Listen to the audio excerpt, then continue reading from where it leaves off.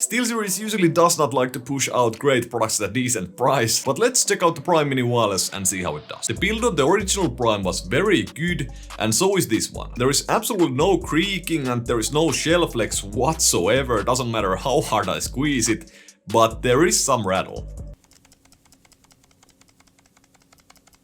The rattle doesn't really bother me as it does not happen in real use, but it would be nice to not have that. The coating again feels very premium. It's not the most grippiest coating that I've tried. For example, the Waxy and Zowie coatings are better in that sense, but this coating leaves no fingerprints whatsoever. The main mouse buttons have a slight wobble when I really try to force it, but nothing that would actually happen in-game and in real use. There is quite a lot of pre-travel, but pretty much no post-travel whatsoever. The other way around would be much better because now they lack a little bit of softness and that pre-travel can make the clicks feel a little bit less responsive. The click feel feels tactile and snappy, but the reset of the button feels slow or lazy as it did with the original Prime. It seems to be an issue with these prestige opticals that SteelSeries uses. The side buttons have a very tactile click feel and there is pretty much no pre and no post-travel on the front side button, but there is some post-travel on the back side button. Overall, I would say that these side buttons feel really nice for games and for general use, but some people might be bothered by the fact that these are very small. The scroll wheel is one of the best I've tried. Scrolling itself is fairly light, but it has defined steps. Very tactile and still actually quite quiet. The mouse feet are the same as they were on the Prime, so these are pure PTFE,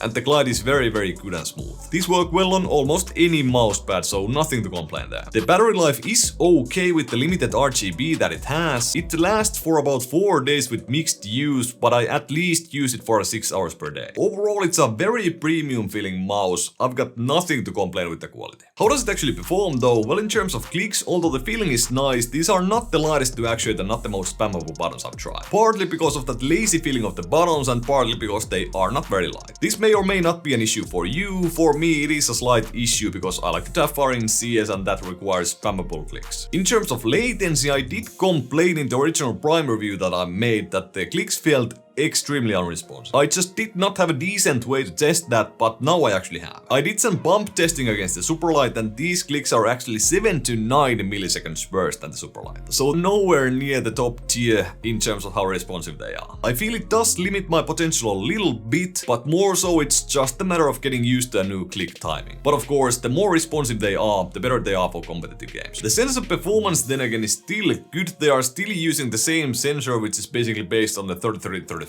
It's pretty much a budget sensor on a premium priced product, so I'm not that happy with it. But the motion latency isn't bad by any means, and the implementation is good. It's not top tier like the Razer Viper Ultimate, the Superlight and the X-Lite Wireless, but it's not that far behind and you should not be able to feel much difference. Other than that, the polling rate is stable and I have no issues whatsoever. The only thing is that the lift-off distance is slightly over 1 DVD. I would say the performance is great, but it beats me as to why they would use a budget sensor on a mouse that cost $140. But however good or bad the wireless implementation is, the most important thing is of course the shape. There are only a few options in the asymmetrical small mouse category, and those are the Skull Mini, the EC3C and Torch version 2. The Prime Mini Wireless does feel largest of these all, and that's mainly because it has the most aggressive hump, especially on the left side near your thumb. I like aggressive curves on the left side of the mouse in these asymmetrical mice. For example, the Xtrfy M4 has one and it's one of my favorites. The curve on the Prime Mini Wireless is not as aggressive, but it enables me to have good control with the mouse because there is quite a bit of palm contact. The hump is also more towards the middle of the mouse, so it's easy to drive the mouse towards the bottom of your palm, and the back part is actually egg or diamond shaped, so it's even easier to do that. The thumb curve on the mouse is actually really nice. It's not a standard kind of thumb curve like the Rocket mice have, because it curves inward all the way to the bottom of the mouse, but it's still very easy to lift the Prime Mini because of this. There is also more than enough room on the front right corner of the mouse for my pinky and my ring finger,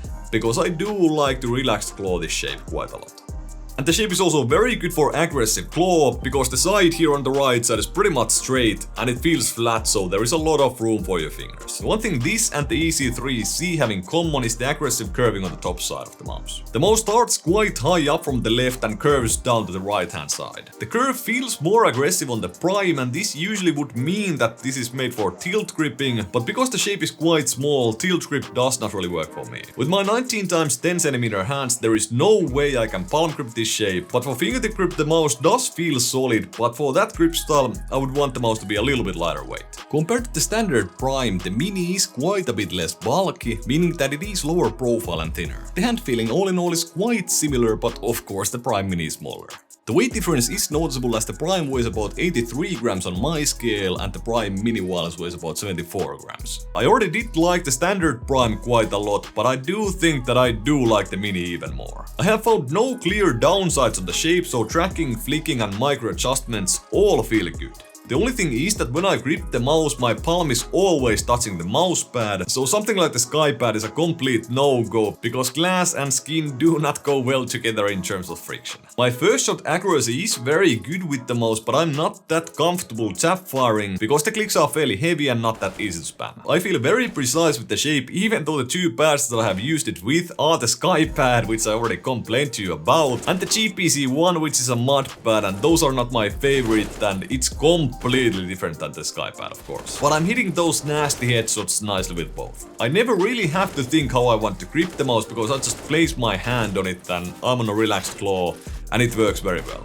I had to adapt to that bad click latency, but it did not take me that long. I had to adjust my playstyle a little bit, but it's hard to say if that actually affects my in-game performance. The Prime Mini Wireless does not go into my top 3, but it's for sure in the top 10. At this point, it is my favorite SteelSeries mouse, although it's not saying much. When we take the price into consideration for this little thing, it starts to get a little bit crazy. It's 140 bucks and it's way too much for this mouse, and it makes it very hard to recommend. SteelSeries has to wake up, their prices have been laughable for the past year or something. Actually, while editing this, I did notice that SteelSeries actually has a sale at the moment, so the price is 90 bucks, which is actually great for the mouse. That's pretty much it. You might want to check my Outset AX review right here. It's one of my all-time favorite ergos with the XTRFY M4, and that review is right here. And in the card on the top there is information about input latency. If you enjoyed the video, hit the like button. If you enjoy my content, hit that subscribe button, and see you in the next one.